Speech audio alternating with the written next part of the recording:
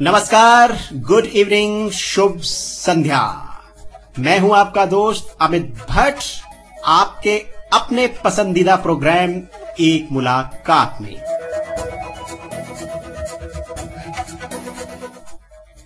दोस्तों, जीवन में सफलता अर्जित करने के लिए या कोई उपलब्धि हासिल करने के लिए, कोई मंजर या मुकाम हासिल करने के लिए कहना चाहिए कि उम्र की यूं कोई जरूरत नहीं होती कि ये जो सफलता है, जो सफलता का शिखर है, ये इंसान अगर अपने सही मंसूबे रखता है, हौसले बुलंद रखता है, तो किसी भी उम्र में हासिल कर सकता है। जहां तक सफलताओं का सवाल है, जहां तक अचीवमेंट्स का सवाल है, तो इस दृष्टिकोण से हम ये कह सकते हैं, जैसे हम कहते हैं ना दोस्तों कि भाई शिक्षा प्राप्त करने की कोई उम्र नहीं होती।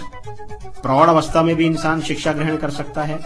बचपन में तो हम शिक्षा ग्रहण करते ही हैं, वो एक खास उम्र है जिसको हम बचपन कहते हैं शिक्षा ग्रहण करने की। युवा अवस्था में भी हम करते हैं। तो इस तरीके से हम ठीक इसी तरह से ये कहा जा सकता है कि भाई अगर जीवन में कुछ कर गुजरने की तमन्ना है तो वो तमन्ना किसी बच्चे की भी हो सकती है, किसी किशोर अवस्था के बालक की भी हो सकती है, और युवा अवस्था में तो सफलता अर्जित करने के लिए खूब दमखम रहता है, खूब ऊर्जा और एनर्जी होती है।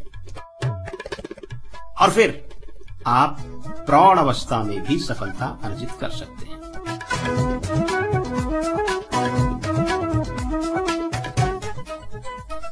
दोस्तों, यह है प्रोग्राम एक मुलाकात, जो कि आप सुनते हैं अपने ऑनलाइन रेडियो स्टेशन रेडियो उड़ान पर हर शुक्रवार रात 9 से 10, और इसका रिपीट ब्रॉडकास्ट आप सुनते हैं हर शनिवार शाम 4 से 5।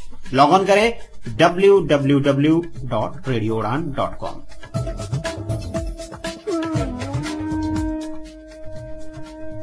श्रोताओं, आज हम जिस किशोरी से अपने इस प्रोग्राम में बात करने जा रहे हैं, जी हां, किशोरी।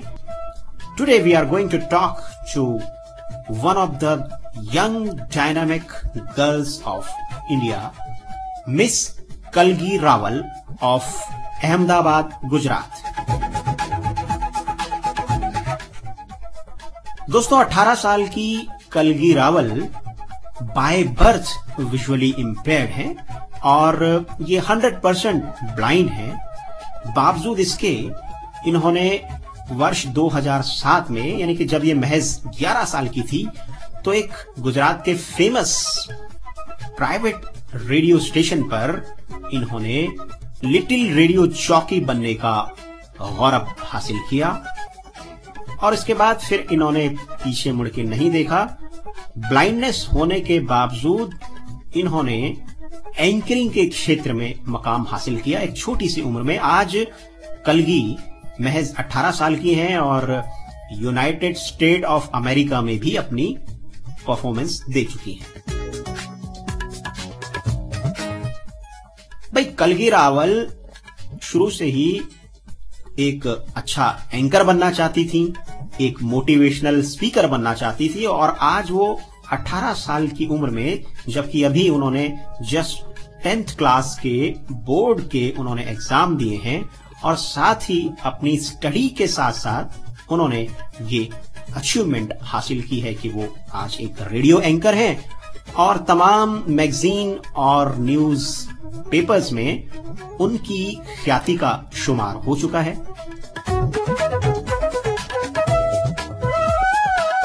भाई दोस्तों, कलगी रावल की और भी बहुत सारी अचीवमेंट्स हैं। उन तमाम अचीवमेंट्स पर और कलगी रावल की लाइफ के बारे में हम आज के इस प्रोग्राम में उनसे बातचीत करेंगे और उनकी कहानी आप उन्हीं की जुबानी सुनिएगा आपके अपने प्रोग्राम एक मुलाकात पर।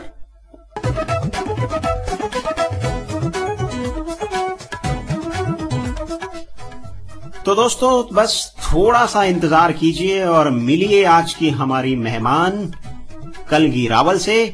आप सुनते रहें रेडियो उड़ान।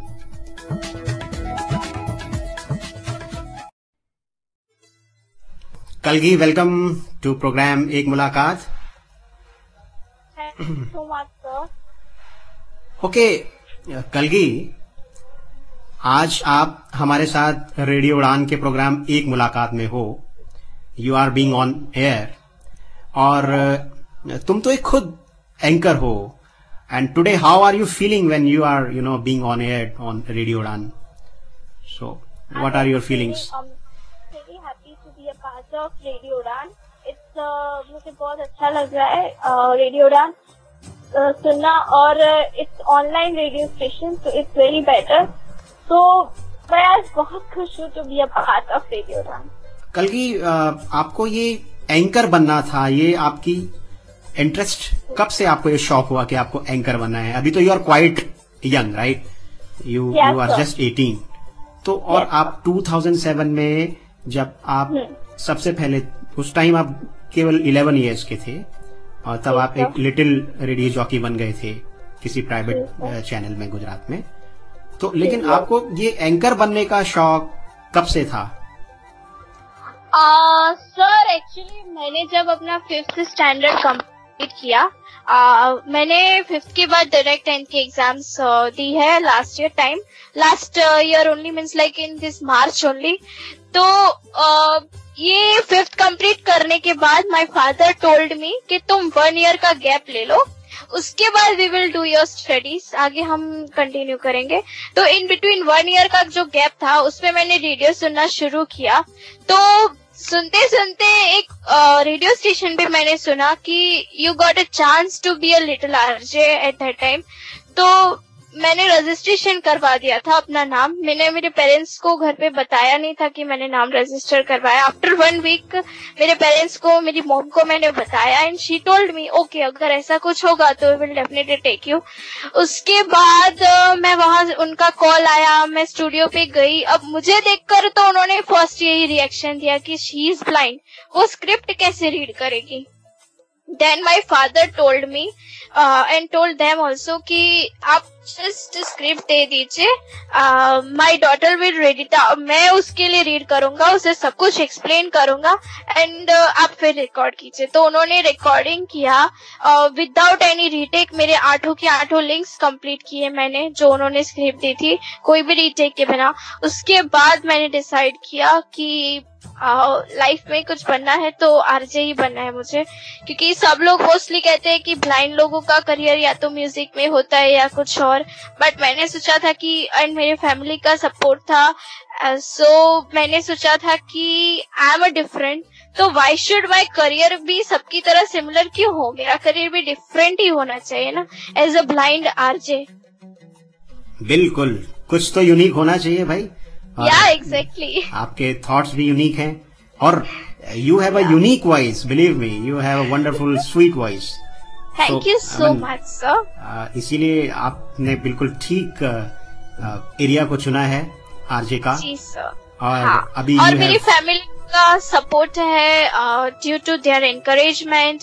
दे told me that you are a special child, तो you have to do something special for yourself and for others who are watching you, who are listening you and who are with you, उनके लिए कुछ different करो। Right.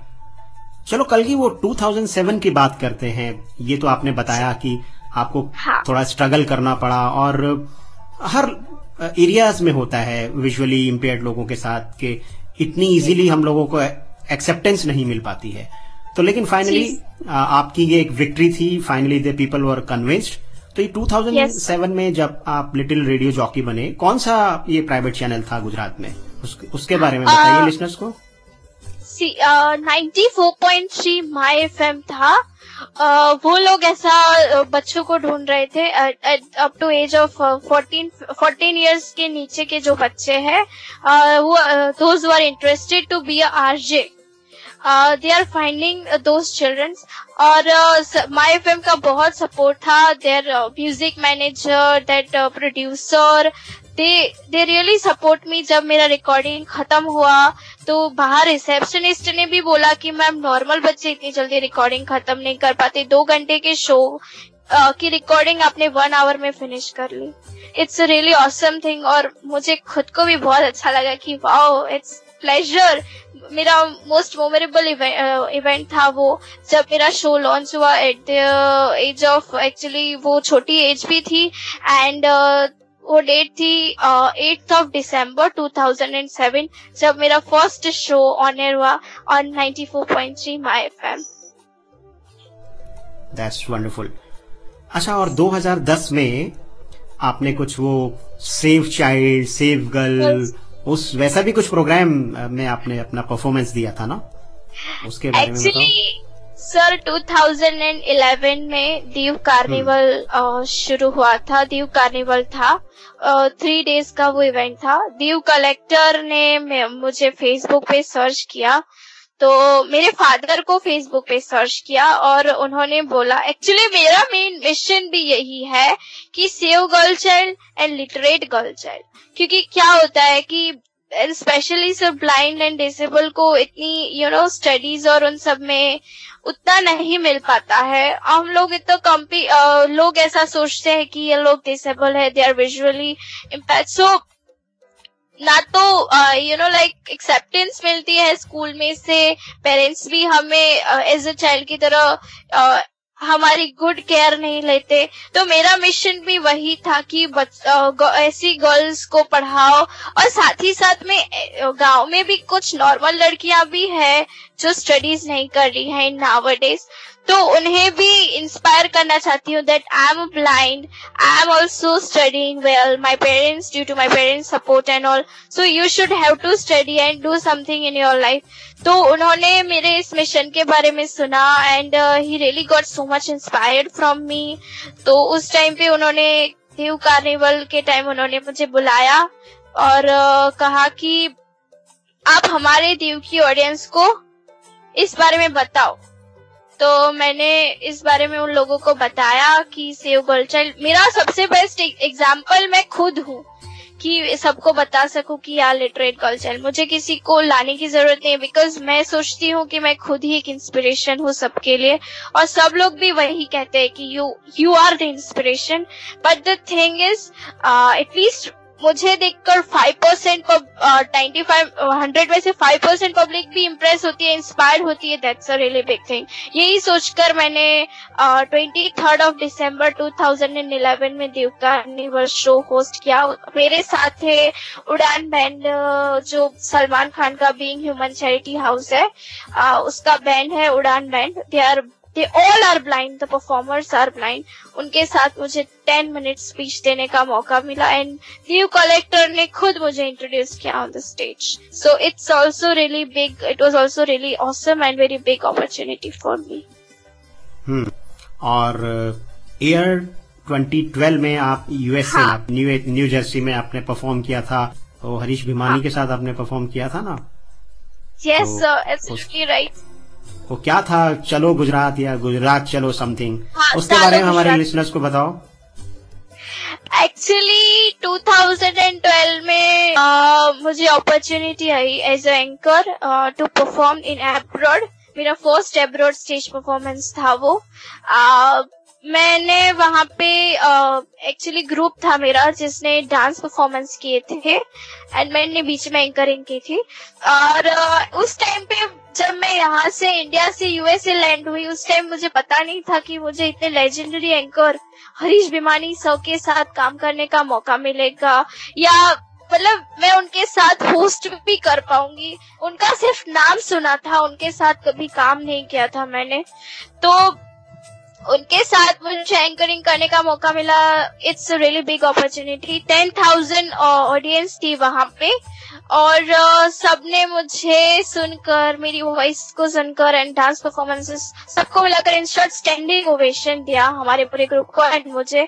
So that's really big like मेरी life का सबसे best event I can say, because एक तो first time abroad में स्टेज परफॉर्मेंसेस थे and specially legendary anchor Harish Bhimani ने हमारे आज के famous RJ Tushar Shukla sir, सारे के सारे सीनियर लोगों के साथ वर्क करने का मौका मिला. It's a really grand opportunity for me. और हरीश भिमानी से जब आप मिले तो उनका कैसा रिस्पांस था? कैसे उन्होंने प्रोग्राम के बाद आपसे बातचीत भी की होगी, आपसे मुलाकात की होगी, तो वो एक्सपीरियंस शेयर करो. हरीश भिमानी सर से मैं जब फर्स्ट टाइम मिली तो आई वॉज रियली नर्वस, क्योंकि एक तो वो लेजेंडरी एंकर और मैं ठहरी सेकंड स्टेज परफॉर्मेंस लेकर यूएसए गई थी. मेरा सेकंड ही स्टेज परफॉर्मेंस था लाइफ का. तो I was really nervous because सबने बोला कि वो बहुत लेजेंडरी एंकर है. उनके साथ काम करना थोड़ा मतलब लाइक एज यूजुअल होता है ना, कई बार जूनियर आर्टिस्ट को नर्वसनेस होती है सीनियर आर्टिस्ट को देखकर. वही नर्वसनेस मेरे अंदर भी थी. मैं भी बहुत नर्वस थी. जब मैं उनसे मिली, मैंने बातें की और उस दौरान क्या था कि I was just age of 16 years old थी मैं. और ऊपर से my family was also not there with me. वो लोग इंडिया में थे, मैं यूएसए में थी, तो ज्यादा नर्वसनेस उस बात की भी थी कि ओ गॉड कैसे मैनेज करूंगी अगर कोई गड़बड़ हो गई उनके सामने बोलने में या समथिंग मिस्टेक. तो फर्स्ट टाइम तो मैं उनसे मिली, हमने स्क्रिप्ट डिस्कस किया. सेकेंड टाइम मेरे सर ने, उन्हें एक कोरियोग्राफर सर थे जिन्होंने हमारे ग्रुप का डांस कोरियोग्राफ किया था. He told Harish Bhimani that she was really nervous after meeting you because आप इतने लेजेंडरी एंकर है. तो he told me that don't worry, you can also do it. फिर मेरे कोरियोग्राफर सर ने भी समझाया कि तुम भी आर्टिस्ट हो, हालांकि उनके जैसी नहीं हो लेकिन अपने आप में तुम बेस्ट हो, come on you can do it. फिर स्टेज पे जाके हम दोनों बातें भी करते थे, साथ में भी रहते. एट द एंड उन्होंने मुझे यही कॉम्प्लीमेंट दिया that you could be a best RJ, you could be a best anchor. Right. तो भाई आरजे कलगी, अब आपका फेवरेट सॉन्ग सुन लेते हैं. कोई आपका फेवरेट सॉन्ग आप डेडिकेट करना चाहते हैं शो के माध्यम से? या सर, मेरा फेवरेट सॉन्ग है तुम ही हो फ्रॉम आशिकी 2. मिलते हैं इस छोटे से म्यूजिकल ब्रेक के बाद. India India we will sing, we are one Indians, we are Indian. ये आवाज है हमारे मेंबर्स के द्वारा भेजे जाने वाले ईमेल कम्युनिकेशन की. ये आवाज है हमारे ग्रुप के द्वारा ऑर्गेनाइज की जाने वाली कन्वेंशन और वर्कशॉप में पार्टिसिपेट करने वाले लोगों की.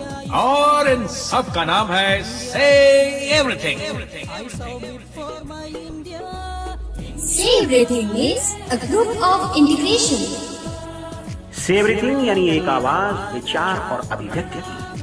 से everything means a group of free expression. Say Everything is an international mailing list to learn and share, where the subscribers can discuss every topic of common interest via email exchange from around the world. For more information and to subscribe our mailing list, please log on to www.sayeverything.org. Say Everything, India's #1 international mailing list. Come and join us today.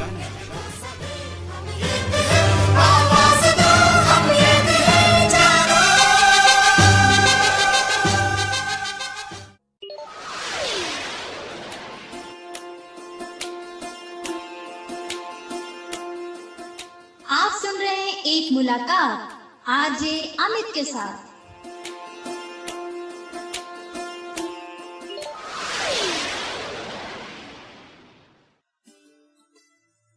Welcome back to program Ek Mulaqat, and today we are talking to one of the dynamic and young girls of Ahmedabad, Gujarat, Miss Kalgi Rawal. अच्छा कलगी, मुझे आप ये बताएं कि आप एक motivator भी हो, एक मोटिवेशनल स्पीकर बनना चाहते हो, तो ये एंकर का शौक रखने के साथ साथ ये मोटिवेशनल स्पीकर बनने का शौक आपको कैसे आया? सर, मोटिवेटर बनना वो मेरे फादर का थिंकिंग है, उनका आइडिया है कि मुझे मोटिवेटर बनाया जाए, बिकॉज मैं खुद ही बिकॉज वो खुद ही मानते हैं कि तुम भी एक मोटिवेटर हो, तुम भी लोगों को इंस्पायर कर सकती हो to live a life, to be a life. And मैं भी मानती हूँ कि एक तो हमारे अंदर हमेशा 3 चीजें होनी चाहिए, self confidence, concentration and firm determination. उसके साथ ही I wish, I can and I will, ये वर्ड्स अगर आप अपने दिमाग में रखोगे तो you can do anything in your life. So मुझे लगता है कि अगर 100% है तो उससे अगर एटलीस्ट 5 to 10% भी मुझे देखकर इंस्पायर हो सकती है, अपनी लाइफ में कुछ कर सकती है, तो that would be a very big achievement for मी।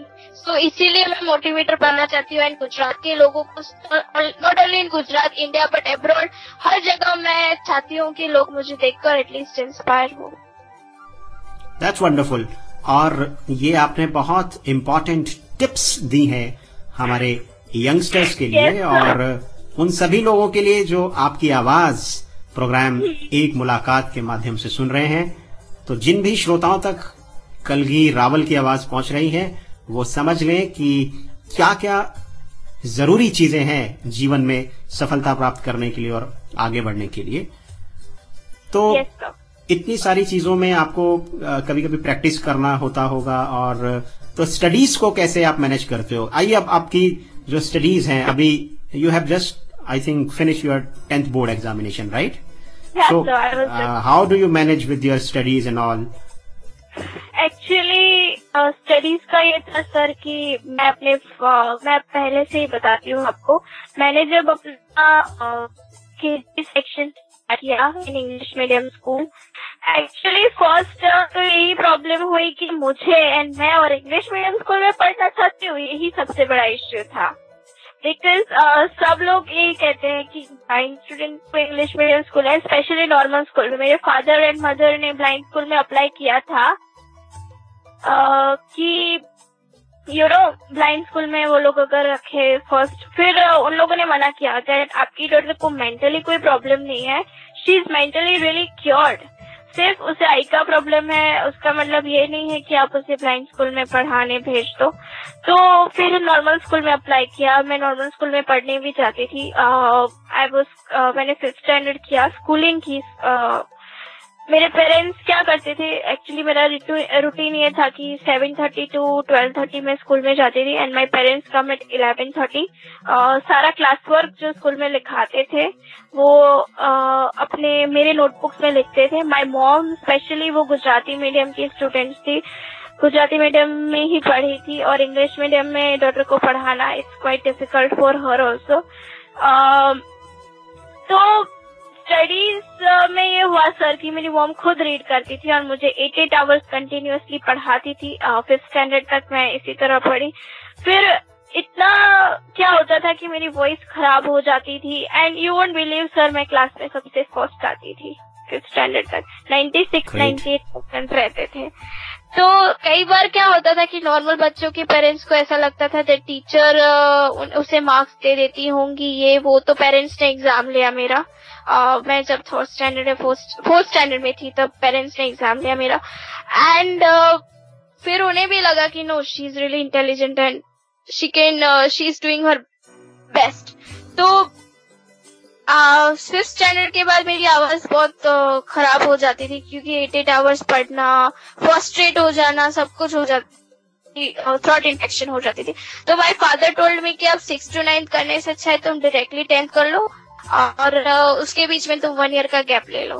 तो मैंने 6 to 9 नहीं किया। इन 4 सालों में मैंने अपने लिए टीचर फाइंड किए। मतलब कोई अगर मुझे पढ़ाने के लिए रेडी हो, बिकॉज 10th स्टैंडर्ड मॉम के लिए बहुत डिफिकल्ट था पढ़ाना, क्योंकि इंग्लिश मीडियम का 10th स्टैंडर्ड मतलब like SS Gujarat, SS science और वो सब वो नहीं पढ़ा पा रही थी। तो मैंने बहुत कोशिश की अगर कोई अच्छा टीचर मिल जाए। अहमदाबाद मिरर है न्यूज़पेपर, उसने 3 दिन कैंपेन भी किया, होल टीच दिस गर्ल। सब लोग आए भी, पर एक हफ्ता पढ़ा कर चले जाते थे। मतलब मुझ पर एक्सपेरिमेंट करते रहे इतने सालों तक। कोई ने अच्छे से पढ़ाया नहीं। उनका सिर्फ ये इश्यू था सर कि नॉर्मल बच्चों को तो क्या है कि होमवर्क दे दो, क्लास ट्यूशन में लिखने को दे दो, पर मेरे लिए उन्हें थोड़ा पर्सनल ध्यान रखना पड़ता था।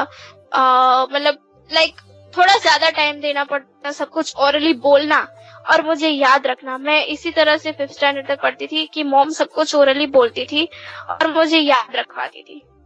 तो 4 सालों तक कोई नहीं मिला। फिर फाइनली मुझे मेरे वेल विशर्स मिले, जो जिन लोगों ने बोला कि मैं आपको पढ़ाऊंगी, I will teach you, I will teach you. उन्होंने मुझे पढ़ाया, बहुत डेडिकेटली पढ़ाया। जिन जिन लोगों ने मुझे 10th कंप्लीट करने में मेरी हेल्प की, I am really thankful to those people जिन्होंने मेरे पीछे टाइम दिया। मैंने 3.5 महीने में पूरा 10th प्रिपेयर किया। 14th नवंबर को मैंने अपना फॉर्म फिलअप किया 10th स्टैंडर्ड का और 1st दिसंबर से स्टडी स्टार्ट की मैंने और 13th मार्च को अपना एग्जाम दिया। उससे पहले फरवरी में मैंने प्रिलिमिनरी एग्जाम दी, HP के स्कूल है यहाँ का, उसमें। और मैंने 13th मार्च को फाइनल एग्जाम्स दिया और मुझे राइटर भी मिले। त्रिप्ता इंटरनेशनल स्कूल की राइटर थी वो। और यहाँ का एक रेशियो भी था सर, 65% के नीचे का राइटर लेना पड़ता है 9th स्टैंडर्ड का। वो रेशियो भी निकल गया एंड फाइनली मुझे बहुत अच्छी राइटर मिली और मेरा एग्जाम्स भी बहुत अच्छा गया। एंड मेरा ड्रीम है सर कि मुझे एटलीस्ट 80% तो मिल ही जाए। मतलब मैंने मेहनत बहुत की इन 3.5 महीने में और मैं चाहती हूँ कि मुझे 80% आए और मैं जानती हूँ कि डेफिनेटली वो आएंगे। We wish you all the very best for your result of board examination. क्योंकि द थिंग इज कि 12 लाख स्टूडेंट्स के साथ कंपटीशन करना, स्पेशली इंग्लिश मीडियम सर हमारे गुजरात में एक ही चीज है कि ब्लाइंड कोई भी स्टूडेंट है वो इंग्लिश मीडियम में अप्लाई नहीं करता, बिकॉज ऑफ कि हमारे पास इंग्लिश मीडियम का ऑडियो मटेरियल नहीं है। GSEB का इंग्लिश मीडियम का ऑडियो मटेरियल होना चाहिए स्टडीज के लिए, जो गुजराती मीडियम के लिए है लेकिन इंग्लिश मीडियम के लिए नहीं है। इसीलिए नॉर्मल स्टूडेंट्स इसलिए ब्लाइंड स्टूडेंट्स इंग्लिश मीडियम में स्कूलिंग करना नहीं चाहते due to this issues. Right. और इसीलिए मेरा एक और भी ड्रीम है सर कि मैंने अपना एक फाउंडेशन स्टार्ट किया है, नेम कलगी फाउंडेशन। मेरा मोटिवेटर बनने का ड्रीम वहीं से शुरू हुआ जब मैंने कलगी फाउंडेशन स्टार्ट किया। कलगी फाउंडेशन स्टार्ट करने के पीछे का मोटिव मेरा यही है, to literate blind student, blind girls specially disable girls. और मेरे फादर चाहते हैं कि मैं ऐसी 5 कलगियां बनाऊं, लाइक मेरी डॉटर की तरह ऐसी और भी 5 गर्ल्स हो जो कलगी बन सके। क्योंकि गुजरात में, पूरे इंडिया में, पूरे वर्ल्ड में सब में कोई ना कोई टैलेंट होता ही है सर। आप में भी, मुझ में भी, या हमारे सुन रहे सारे लिस्टनर्स में कोई टैलेंट है। बस थिंग है उस टैलेंट को बाहर लाना। मैं चाहती हूँ कि वो लोग पढ़े, अपने टैलेंट को बाहर लाए और इंग्लिश मीडियम में स्कूलिंग करे। इसलिए मैं फर्स्ट स्टैंडर्ड से 12th स्टैंडर्ड तक का सारा ऑडियो मटेरियल रिकॉर्डिंग करवाऊंगी और वो रिकॉर्डिंग इन सच अ वे कि वो लोग समझ सके और उन्हें ये लगे कि हाँ, हमारे सामने ही कोई टीचर बैठे और वो हमें पढ़ा रहे हैं, ना कि वो लोग कोई ऑडियो रिकॉर्डिंग सुन रहे हैं। कलगी, आपने बहुत अच्छी बात कही है और कोइंसिडेंटली मैं भी बार बार इसी बात को कहता हूं कि हर इंसान के अंदर कुछ ना कुछ काबिलियत, कोई ना कोई टैलेंट जरूर छिपा होता है। और जैसा तुमने you have rightly said that हमको वो टैलेंट निकालने की जरूरत है, हमें खोजने की जरूरत है कि हमारे अंदर क्या है। और सर उसके साथ ही मैं ये कहना चाहती हूँ कि वो टैलेंट हम खुद, हमारे फैमिली का सपोर्ट और उसी से वो टैलेंट बाहर आ सकता है। फैमिली के एनकरेजमेंट, फैमिली का सपोर्ट एंड स्पेशली हमारे अंदर वो एबिलिटी होनी चाहिए कि no, we can do it, we will definitely do it. Right. और हम ये आशा करते हैं कि आपने जो छोटी सी एज में इतनी सारी काबिलियत आपके अंदर है, इतनी सारी अचीवमेंट आपने हासिल की हैं और कलगी फाउंडेशन भी आपने स्थापित किया है। बहुत बड़ी बड़ी उम्र में भी लोग ये सारी चीजें कभी कभी नहीं कर पाते हैं, तो ये एक बहुत डबल अप्रिशिएटेड है कल की आपके पार्ट में. So in your studies your mother has played an important role, right? Actually sir यही है कि बाहर की दुनिया में और आर्जेन की दुनिया में मेरे फादर ही मतलब वो ही मेरे साथ रहते हैं, और स्टडीज के मामले में मम्मा हमेशा मेरे साथ रहती है. सो दोनों की ड्यूटीज शेयर हो गई है कि बाहर का कोई काम हो तो फादर हमेशा, और स्टडीज के मामले में कुछ भी हो तो मॉम ही हमेशा मेरे पास होती है. अच्छा, अब आप अपने घर वालों के बारे में और कुछ बताएं. आप हैं फैमिली में, आपके भाई बहन और पूरी फैमिली? नहीं sir, I am a single child. Oh, great. So you are, I mean, getting all the love, from your parents. Yeah, and I'm the luckiest child. You are the luckiest, definitely. You have approved it. Yes. Right. चलिए, आपकी hobbies और interest के बारे में हम बता देते हैं लिसनर्स को. तो क्या हॉबीज हैं आपकी? सर हॉबीज, मुझे म्यूजिक बहुत अच्छा लगता है. Love to listen to music. Actually सुबह होती नहीं कि मेरा म्यूजिक स्टार्ट हो जाता है. मुझे सॉन्ग बहुत अच्छा लगता है. उसके साथ ही बाहर जाना, फैमिली के साथ टाइम स्पेंड करना, वो मेरी सबसे बड़ी हॉबी है, सबसे बड़ा शौक है. उसके साथ ही पॉलिटिक्स में भी मुझे बहुत इंटरेस्ट है. मेरे फादर जर्नलिस्ट है तो वो मुझे पॉलिटिक्स की नॉलेज देते हैं, बाहर की सारी नॉलेज देते हैं, घर की नॉलेज मम्मा देती है. सो मुझे नई नई चीजों को जानना बहुत अच्छा लगता है, उस पर वर्क करना बहुत अच्छा लगता है. यही मेरी हॉबी है. साथ में म्यूजिक मेरा सबसे पहला हॉबी है. आर्जिंग इज माय पैशन. और म्यूजिक में क्या पसंद है आपको? किस टाइप का म्यूजिक पसंद करती हो? Soft music sir. ओके. आपकी वॉइस भी सॉफ्ट है और आपको सॉफ्ट म्यूजिक भी पसंद है. भाई वाह, ये तो बहुत अच्छी कॉम्बिनेशन है. या. And do you sing also sometime? Family parties पे कभी कभी. और मैं सभी कोर्स कर रही हूँ म्यूजिक. मैं सीखना चाहती हूँ music because everyone was saying it's my voice was written. तो मैं चाहती हूँ. मुझे डांस भी सीख, वो भी मेरे एक सर है, मैं कोई मुझे कि सुनाओ, तुम आर्जिंग करके सुनाओ या तुम डांस करके दिखाओ. तो उस टाइम मुझे एम्बैरेसिंग फील नहीं होना चाहिए कि यार मैं ब्लाइंड हूँ, मैं ये चीज नहीं कर सकती. So I want to do all those things in my life which is possible for me, and nothing is impossible in this world. So मैं वही करना चाहती हूँ. मैं म्यूजिक भी सीखूंगी और उसके बाद I will definitely try for dance भी मैं करूंगी. राइट. और आपके फेवरेट सिंगर कौन है? प्लेबैक सिंगर्स, फीमेल में और मेल सिंगर में? Shreya Ghoshal is my favorite female singer, and male में recently Arijit Singh.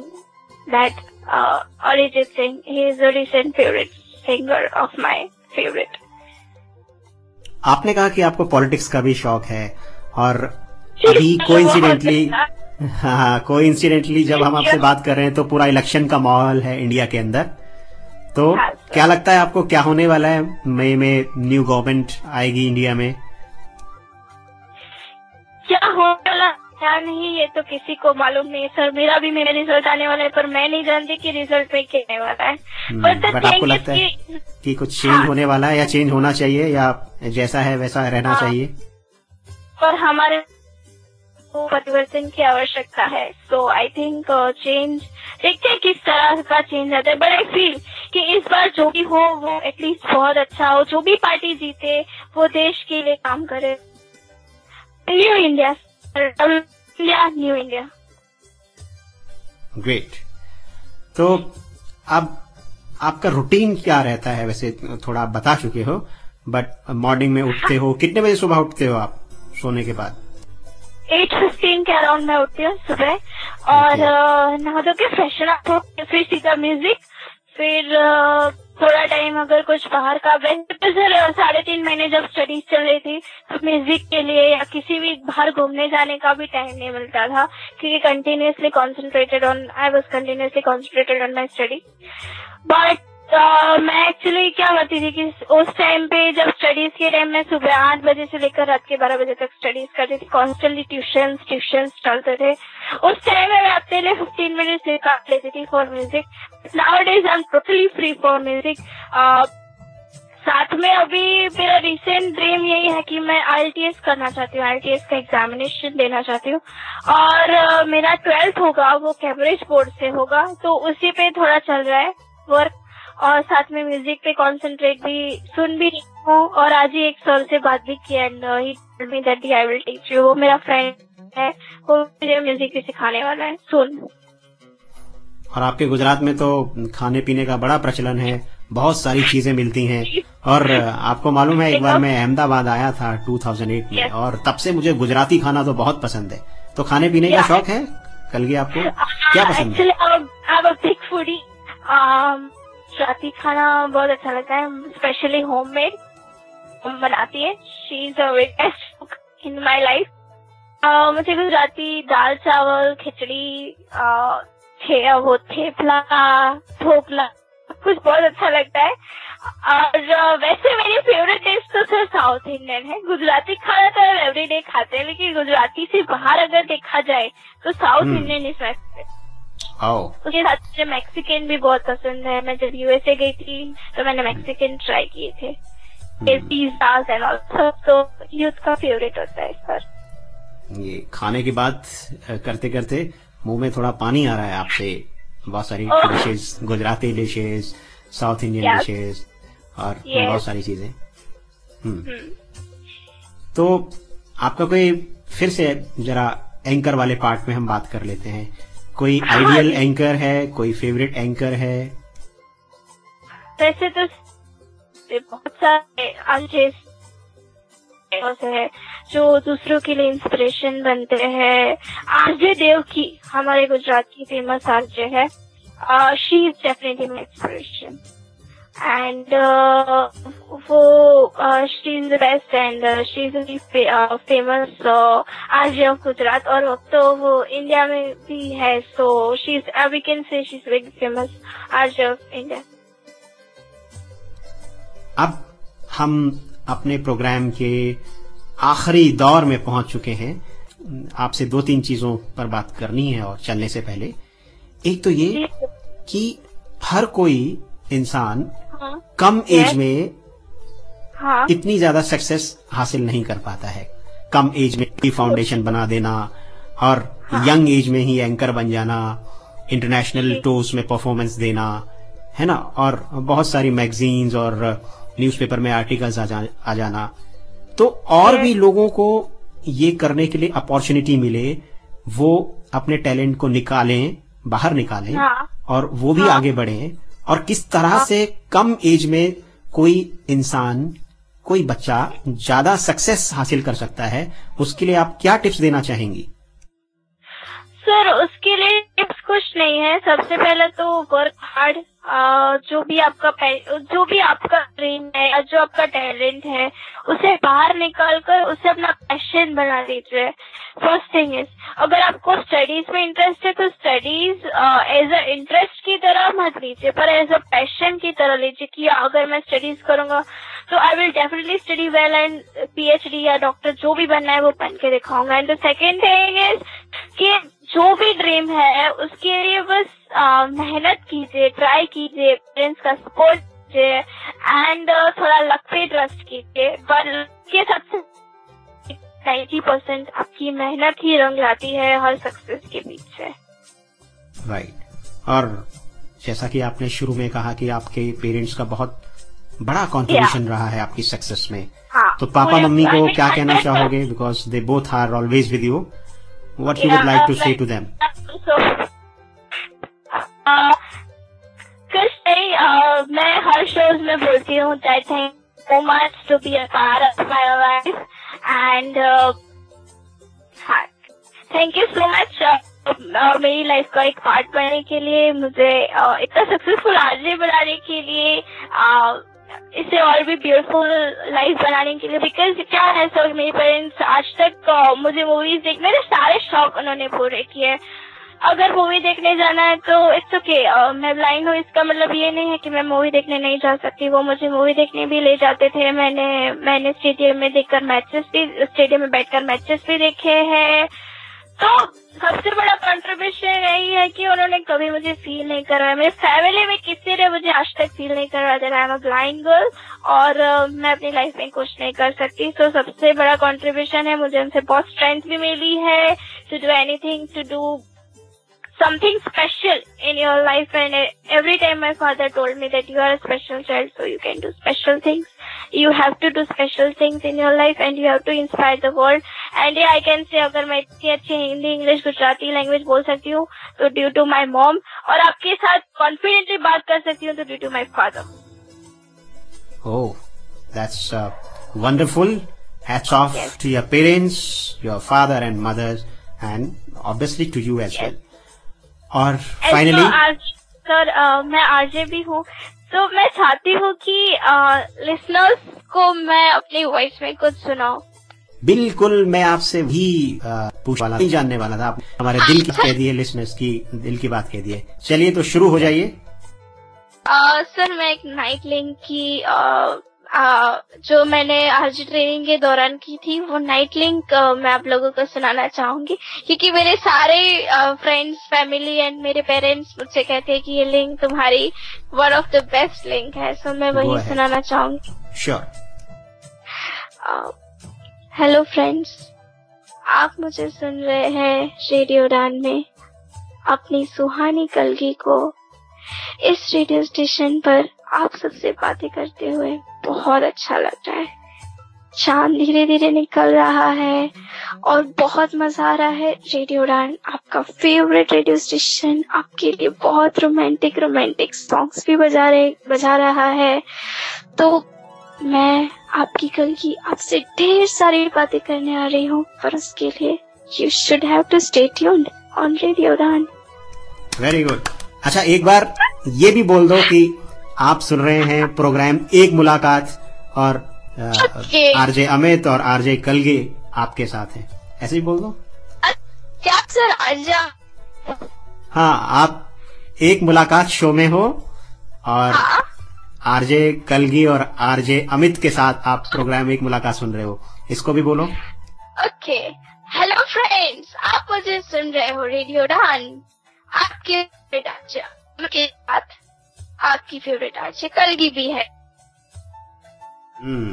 वंडरफुल। और फाइनली कोई छोटा सा मैसेज डिलीवर करना चाहोगे सब लिसनर्स के लिए? सर ऑलमोस्ट मेरे सारे मैसेजेस आपके सारे और मेरे सारे आपस में आ ही गए हैं। राइट, तो गुजराती में कोई कुछ बोलना है, एक दो सेंटेंस में गुजराती में? सर गुजरात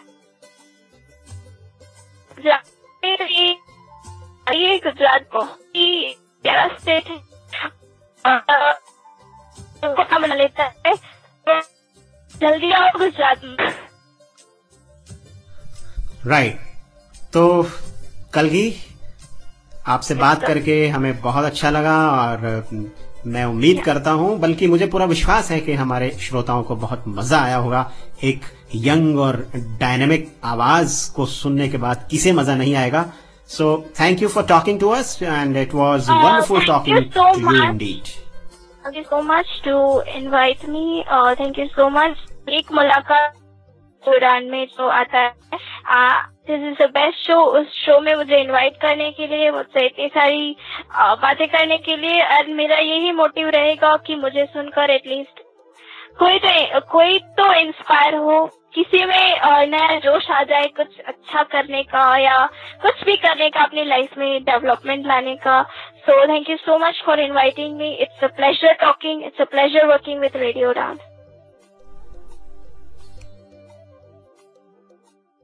फ्रेंड्स, यह थी आज की हमारी मुलाकात कलगी रावल के साथ। You can send your thought across or you can send your feedback to us via email communication at amit@radioudan.com and alternatively at mail@radioudan.com.